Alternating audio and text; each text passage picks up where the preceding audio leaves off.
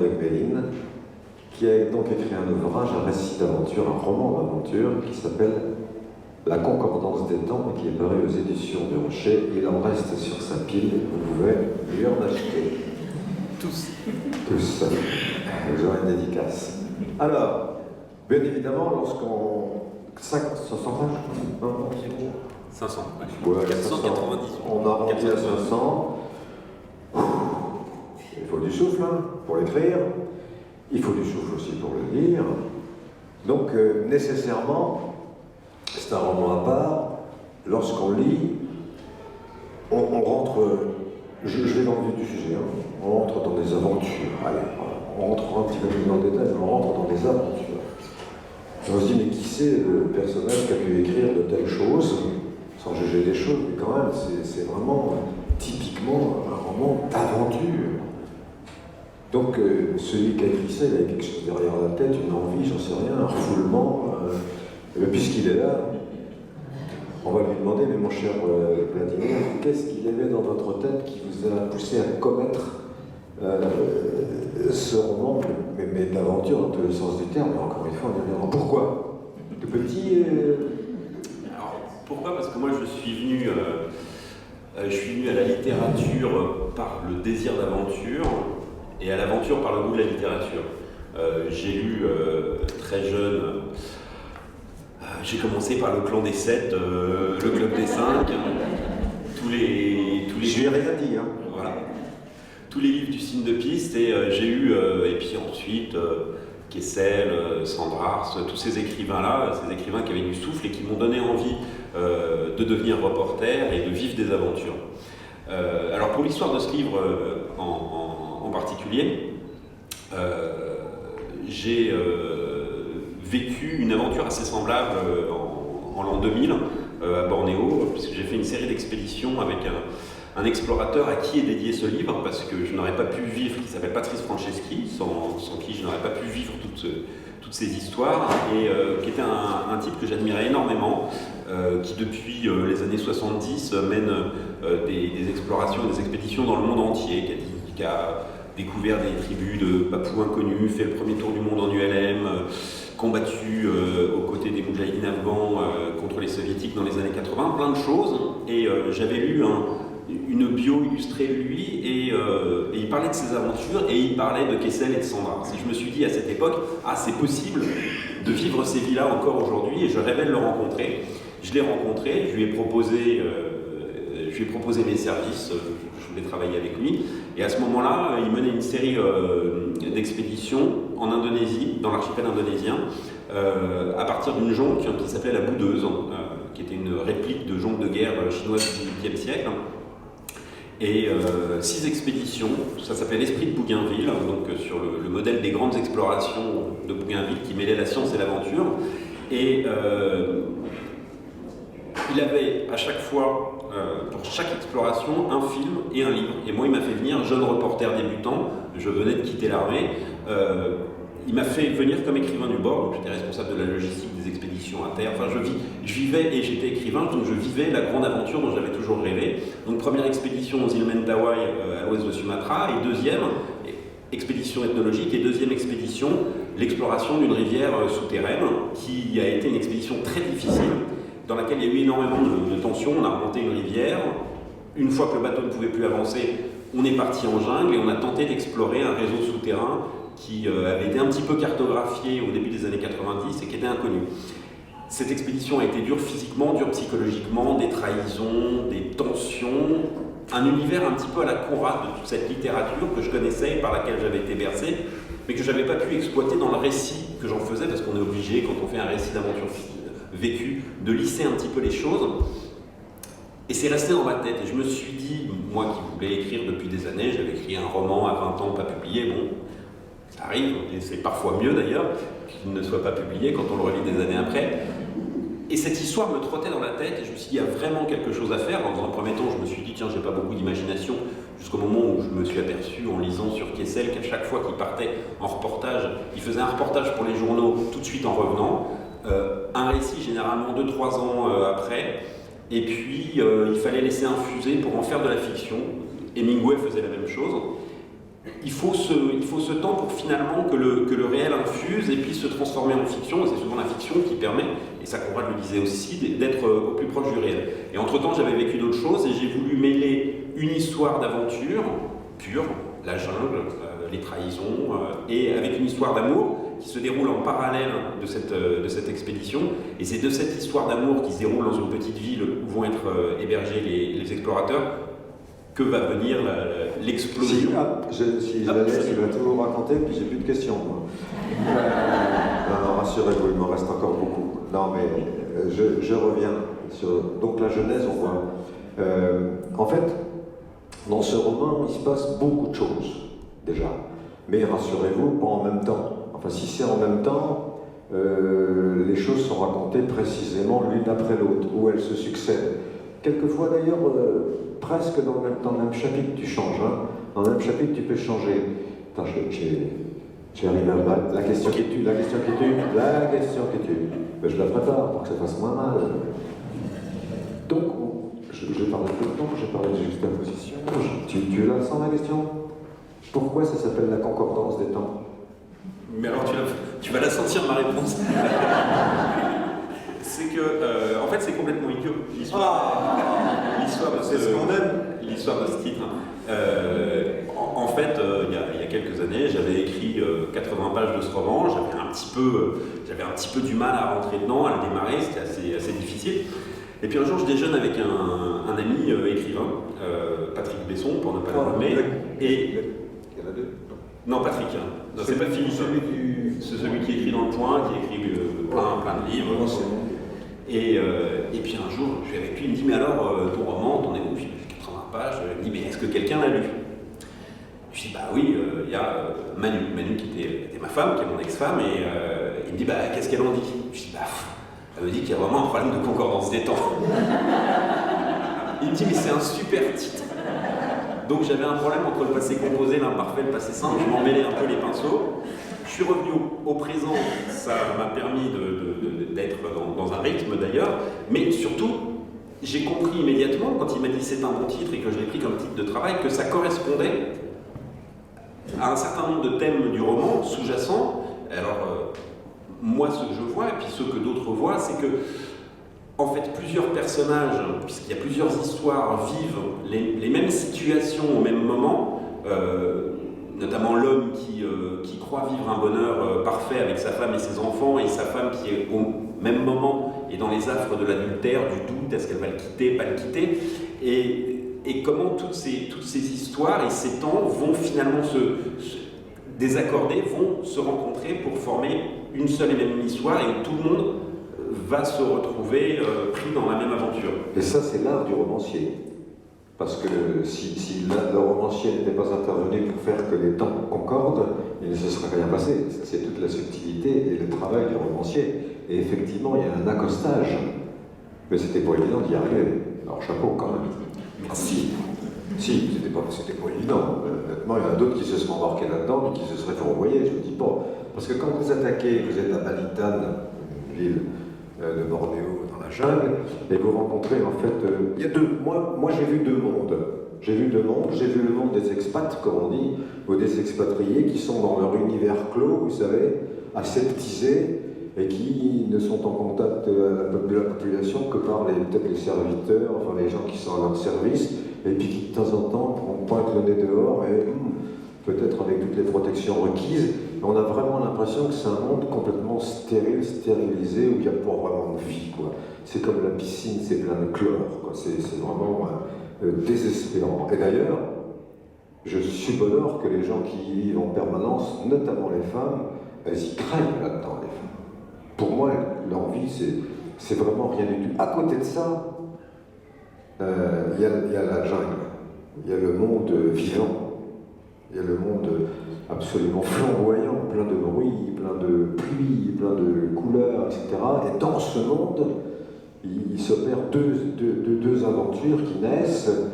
Une aventure que je vois d'où elle vient, l'exploration par des spéléologues de nouvelles galeries, dans le but d'en faire un film et de le commercialiser quand même.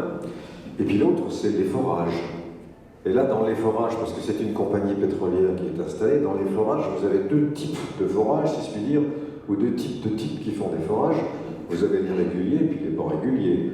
Donc vous voyez que déjà, dans tout ça, les spéléologues, les foreurs réguliers, c'est-à-dire les corrects, et puis les salopards, c'est-à-dire ceux qui veulent s'en mettre dans les fouilles. Et c'est pas un hasard s'il y a un salopard ici, parce qu'il aura son utilité plus tard. La concordance des temps, on s'en rappelle. Alors, moi, ce qui m'a bluffé, parce que je suis incapable de le faire, souvent on est bluffé parce qu'on n'est pas capable de faire, ce qui est assez normal d'ailleurs, hein. Et quand vous voyez quelqu'un qui saute de 2,50 m, on nous dit que j'y arriverai pas. Alors, je ne sais pas si Vladimir a sauté de 2,50 m, mais en tout cas, il fait un roman que je ne suis pas capable de faire. Et comment on se paume pas là-dedans? Enfin, quand on écrit ça, tu fais des plans. Tu fais comment il s'appelle, un diagramme perte, Gantt, tu as des fiches, tu as un tableau avec des papiers, et tu pointes le nom, les machins, Comment tu fais pour écrire un ouvrage avec tant de chemins, de situations, de personnages, et tant de personnages? Comment on fait? Alors ça a été une grande question, et c'est toujours une question que je me pose quand j'écris, plan, pas plan, est-ce qu'on écrit au fil de la plume en sachant que le roman est en nous et qui va se construire au fur et à mesure. Sur un roman comme celui-là, en fait, moi il y a un truc assez simple, c'est que j'écris un premier roman à 20 ans, 120 pages, très bien, j'arrive au bout, il n'est pas publié, bon. Et pendant des années, j'arrive pas à écrire de fiction. Et quand j'avais tellement ce désir chevillé en moi qu'il fallait que j'arrive au bout, parce que sinon, en gros, je considérais que ma vie serait ratée, je me suis dit, il faut que j'écrive un roman qui ne soit pas le premier roman, qui ne soit pas le premier roman à la première personne, égotiste, et il faut que je raconte une histoire qui me sorte de moi-même, comme toutes ces histoires, même si elles sortent de nous-mêmes, elles nous y ramènent. Mais je pense, et je parlais de Conrad tout à l'heure, que c'est par la fiction, c'est en racontant d'autres histoires qu'on peut aller au fond de la vérité des êtres, de soi-même, et des gens à qui on parle. Parce que si on écrit, quand on lit, enfin, le but de l'écrivain, c'est que le lecteur se retrouve et se dise « Tiens, bah ça c'est ce que j'ai vécu, c'est ce que j'ai ressenti », mais il faut que le lecteur ait l'impression qu'on fasse jaillir en lui quelque chose qui était caché ou inexprimé. Et donc ce que je me suis dit, c'est que je vais raconter une vraie histoire. Alors, je m'étais fait une liste de personnages, ce que c'est Tourguenieff. Tourguenieff, quand il écrivait un roman, il commençait par se faire une liste de personnages. Après, ces personnages, on va les mettre où? Et j'ai commencé mon histoire, j'avais plein d'idées, je me suis dit « Je vais me perdre ». Et j'ai fait un plan, peut-être un peu trop précis à un moment qui m'a posé problème et qui pouvait être inhibant. Et j'ai avancé. Et à certains moments, j'ai éteint un lien avec exprès parce que je me suis dit qu'il allait sonner, qu'il allait nous arriver exactement la même chose. Et donc, à certains moments d'ailleurs, l'action était complexe et à un moment je suis arrivé à une incohérence. C'est-à-dire que le plan ne collait plus, il fallait que je revienne 30 pages en arrière si je voulais que ça marche. Et là je me suis dit, écoute, ne reste pas forcément fidèle à ton plan, essaye de trouver une solution, comme tes personnages eux-mêmes qui sont face à un obstacle, et essaye de t'en sortir. Et voilà, donc il m'a fallu faire un plan pour arriver au bout de cette histoire complexe, surtout avec plusieurs histoires qui se questionnent. Non mais c'est ça. Et effectivement, certains peuvent écrire avec peu de personnages, justement pour pouvoir les conserver, les garder en eux sans nécessairement... c'est un confort, enfin c'est un confort. Et d'autres, j'imagine, c'est pour ça que je te posais la question, face à un tel livre, écrivant moi-même, je me dis, moi il faut poser, quoi. Il faut mettre des jalons, quoi, parce que c'est pas possible autrement. Si je l'avais pas fait, je pense que je me serais perdu. Oui, parce que justement dans ce livre, alors ce qu'il y a de singulier, on voit bien les choses, hein. On est dans un pays chaud, il y a un mousson, on sue, il y a de la flotte, ça pleut, il fait chaud. Vous avez d'un côté les expatriés dans leur espèce dans leur aquarium, et puis vous avez la nature avec toutes ses aventures, les gens qui cheminent dans la spéléologie, les autres qui font des forages. Vous avez aussi des peuples, les autochtones, les indigènes qui s'appellent les Dayaks, et qui ont un rôle aussi. Vous imaginez, ça fourmille. En fait, voilà, ça fourmille. Ça fourmille, mais les fourmis, elles avancent dans le même sens. Bien. On se pose. Au tout début, que se passe-t-il au tout début? Au tout début, on n'est pas dans un roman d'aventure, au tout début. C'est là qu'il nous piège un peu. Parce qu'au tout début, on est dans un roman d'amour. Enfin, dans un épisode d'une histoire d'amour. Tout simplement parce qu'on assiste à une scène d'amour où on sent bien qu'elle n'est pas tout à fait normale, régulière, un petit peu particulière, puisqu'il s'agit effectivement de l'amour entre Cyril, qui est le responsable de la sécurité de la compagnie pétrolière, et Catherine qui est l'épouse de Eric. J'ai pris quelques notes, hein, parce que de Eric, le patron. Ce sont tous des gens bien. Il y a dans cette histoire, il n'y a que des gens bien, sauf un. Moi, c'est le salaud qui va trahir, qui va se venger. Pour moi, il y a vraiment... Enfin, le symbole de ce livre, c'est que tout irait bien s'il n'y avait pas un grain de sel, s'il n'y avait pas un rouage qui faisait tout dérailler. J'y revenir. Je vais te poser ma question, j'y arrive. Au début, on est dans une scène d'amour, et en fait, ce qui est amusant, c'est que si ces gars, les gars de Philippe, la fond de la spéléologie, la scène d'amour, elle disparaît. Et c'est comme une rivière souterraine. C'est ça, hein, tu me diras si je ne me suis pas trompé. C'est comme une rivière souterraine, donc on sait qu'elle existe, mais elle ne va réémerger que 300 pages, je ne vais pas compter, 300 pages après, et on sait qu'elle est là. On se dit, quand est-ce qu'il va nous la ramener?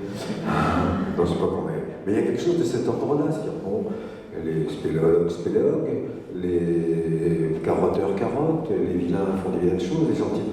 Mais quand est-ce... Et à un moment, dans le roman, réémerge. Et là, plaf, action. Hein? Réaction, explosion.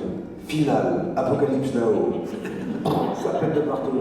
C'est ça. Hein? Je suggère, je ne raconte pas, il faut lire évidemment. Et donc, moi j'ai admiré le sous-marinage, le cheminement souterrain de l'histoire d'amour, parce que tu nous l'as foutu en tête, mais vraiment, parce qu'il est fort leur amour, il est fort leur amour. Hein? Je reviendrai sur l'amour, parce que pour moi, ton aventure et tes aventuriers cachent, ou chez l'auteur, j'en sais rien, mais une grande sensibilité. Une très grande sensibilité. J'ai raconté beaucoup de choses, maintenant tu tries. Non, mais je vais trier, c'est-à-dire qu'ils sont tous, et même parmi les plus durs, il y a des types qui reviennent d'Afghanistan, qui sont des solides, mais dont on comprend qu'ils ont vécu des choses très dures et qui sont assez traumatisés. On a des spéléologues qui ont l'air très solides et qui eux-mêmes ont vécu des choses qui peut-être leur auraient empêché de recommencer à se lancer sous des grottes et qui doivent y aller, qui doivent se prouver des choses. On a le patron de cette expédition qui est un type qui a l'air très serein, très posé, qui prend certaines libertés avec sa morale privée, personnelle et sexuelle, qui a l'air de le gérer, mais c'est pas si simple que ça. Il culpabilise de laisser ses enfants en France parce qu'il a ce besoin d'aventure chevillé au corps, qui est aussi très souvent un besoin de fuir la réalité. Moi qui suis reporter et qui ai vécu des choses comme ça, c'est très bien, on fait des choses, on est des solides, en fait, très souvent, on fuit une vraie réalité quotidienne. Oui, ils ont tous une sensibilité très forte. Moi, je voudrais revenir sur une chose. Si on parlait de la vie des expatriés, de ces femmes d'expatriés, qui est lisse, qui est vide, et à côté la jungle, qui est luxuriante et dans laquelle il se passe plein de choses. En fait, la vie de ces expatriés et de ces femmes d'expatriés, elle n'est pas lisse du tout. Elle est pleine d'ennui, mais elle est pleine de désir, elle est pleine de richesse. Il n'y a pas de gens qui... Je crois que toute vie, même la plus banale en apparence, est une vie très riche. On a un monde intérieur, tout le monde a des choses à raconter. Quelquefois, il y a des gens qui font plein de choses passionnantes, qui sont beaucoup moins passionnantes que des gens qui ont une vie ordinaire. Et ces femmes s'ennuient et parfois se comportent mal avec leur personnel. Elles ont un comportement semi-colonial, elles vivent avec des maris qui ont des métiers fantastiques, elles vivent dans des belles maisons, elles ont du personnel. Elles s'ennuient, elles ne travaillent pas, mais c'est triste et c'est ça qui va les mener, cette espèce de bouillonnement de désir qui est forcément renforcé par la chaleur tropicale. Qui va mener à ce drame absolu. Et moi, j'ai beaucoup de tendresse pour le personnage de Catherine, qui est la femme qui trompe son mari, parce qu'en fait, c'est une fille bien, et elle est tiraillée en permanence. Oui, mais la présentation que tu nous en fait qu'on a envie, et c'est bien, c'est le travail du romancier. Cela dit, on a de la tendresse pour Catherine, on a immensément de respect pour son époux. Le cocu, le trompé, il est très respectable et il bascule dans la vengeance, bon, qui ne basculerait pas, on n'en sait rien, on n'est pas là pour juger les gens. Moi, je crois qu'il y a... moi, il y a deux femmes qui m'ont ému. Il y a Catherine, aussi la petite amie de Philippe, Oui. qui le rencontre. Ça, c'est une lumière, c'est une petite lumière, ça, parce que Lara, je me rappelle. Tara, c'est une jeune néo-zélandaise qui se balade en vélo. Qui fait des raids multisports et Voilà. qui vient s'entraîner à Bornéo. Elle a vachement d'importance, cette femme, parce qu'elle féminise un peu le roman, il y a une patte d'authenticité amoureuse féminine, et je crois que Catherine et Lara contribuent à rendre le roman différent que si elle n'existait pas. C'est fastoche à dire. Catherine et Lara, c'est pas mal. Ça s'appelle Tara, mais là, Catherine et Lara. Il fallait que ce On soit parlait de nuit magique aussi. Il fallait que ce soit lui, c'est une jolie chanson. Hein? Rappelle-moi Lara. Tara. Ah oui, pourtant Dieu sait que je la connais, je l'ai côtoyée. Oui, elle a du talent. Ouais. Non, oui. Mais n'empêche que c'est bien mené parce que les deux personnages féminins, honnêtement, il aurait manqué quelque chose s'il n'y avait pas eu cette respiration féminine au travers de Catherine et au travers de Tara. Non, mais j'arrive quand même. Je vais revenir sur un point moi, qui m'a particulièrement touché. Alors, bon, il y a de la testostérone, je l'ai lu dans les commentaires, parce que je vais toujours voir les commentaires, parce que j'aime bien avoir un point de vue des autres. Effectivement, il y a des gens qui disent qu'il y a de la testostérone. Ben oui, évidemment, c'est entre guillemets, pour résumer les choses de manière peut-être un peu raccourcie, on pourrait dire que c'est un film d'homme. D'accord. Moi je dis que c'est un film d'aventure, comme il existe des films d'aventure, comme Kessel en a compté, comme Hemingway en a compté, et puis que s'en fera un bon film, on l'a déjà dit, on en parlait. Moi je suis complètement d'accord, j'attends le film. Bon, et le scénariste. Je vais revenir sur deux choses. La première, j'espère avoir autant, dans le livre présente comme singularité, à travers ce que je peux connaître du travail littéraire, c'est que Vladimir ne fait pas dans la demi-mesure. Je veux dire par là que lorsqu'il tient un os, il le ronge. Je vais m'expliquer. Il va dans le détail du détail du détail du détail du détail. Trop. Je vais donner une interprétation mesurée. Trop, je ne le pense pas, honnêtement. Parce que je pense que tu es beaucoup plus subtil pour te rendre compte que t'en ferais trop et de le laisser. Non, c'est pas le boulot d'un romancier, ça. Ou la lucidité du romancier. Non, je vais prendre un exemple. D'abord, l'aspect Léo, tu es dans l'aspect Léo. Bien. Lorsque je dis qu'il en fait beaucoup, quand il ouvre une porte, il visite la pièce. Il y a des romanciers, ils ouvrent la porte, tu dis bon voilà, il ferme. Lui, par exemple, la vie des collaborateurs de Philippe qui font de la spéléologie, on les sait, on les connaît, on sait leurs fautes, on sait. Il y en a qui ont des trucs dans leur ciboulot qui leur pèsent et qui vont leur peser dans 20 ans, 25 ans jusqu'à leur mort. On le sait. Donc il décrypte, il définit de manière extrêmement rigoureuse et précise tout et tout. Les dialogues, alors quelquefois tu te dis, il y a un dialogue où je m'emmerdais, je vais vous dire. C'était trois femmes, qui discutaient au bord de la piscine. Il y a de quoi? Trois femmes discutant au bord de la piscine. Il y a Catherine avec son amie Sophie qui s'apprécie, qui disait des choses d'ailleurs intelligentes, agréables. Et là, une troisième qui arrive, visiblement, elle n'est pas très aimée des autres. Et en fait, je sais pourquoi il a poussé le dialogue jusqu'au bout. Il a poussé le dialogue jusqu'au bout pour s'emmerde, comme s'emmerder les personnages. Je me trompe?